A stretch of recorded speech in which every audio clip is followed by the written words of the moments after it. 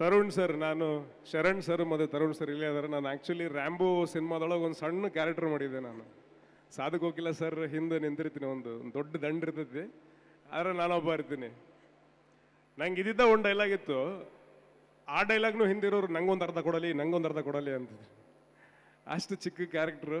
ಆವಾಗಿಂದ ಇವತ್ತಿನವರೆಗೂ ನನಗೆ ಅಂದರೆ ಒಂದು ಜೂನಿಯರ್ ಆರ್ಟಿಸ್ಟ್ ಕ್ಯಾರೆಕ್ಟರ್, ಒಂದು ಎಕ್ಸ್ಟ್ರಾ ಅಂತ ಹೆಂಗೆ ಕರಿತೀವಿ, ಅವಾಗೂ ಅದೇ ಪ್ರೀತಿಯಿಂದ ಮಾತಾಡ್ಸೋರು, ಇವತ್ತು ಅದೇ ಪ್ರೀತಿಯಿಂದನೇ ಇವೆಂಟಿಗೆ ಕರೆದ್ರು.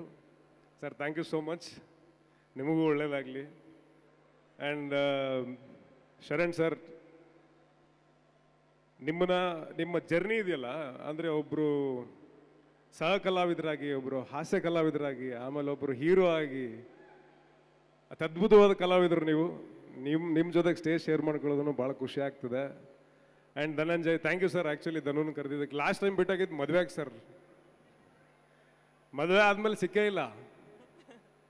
ಮೊದಲು ಯಾವಾಗಾದರೂ ಫೋನ್ ಮಾಡ್ಬೋದಾಗಿತ್ತು ಸರ್, ಈಗ 10 ಗಂಟೆ ಮೇಲೆ ಫೋನ್ ಮಾಡೋಕ್ಕಾಗಲ್ಲ, ಫೋನ್ ಕನೆಕ್ಟೇ ಆಗಲ್ಲ. ಅದು ನೀವು ಮದುವೆ ಆಗಿರಲ್ಲ, ರಾಂಗ್ ನಂಬರ್, ಸಾರಿ.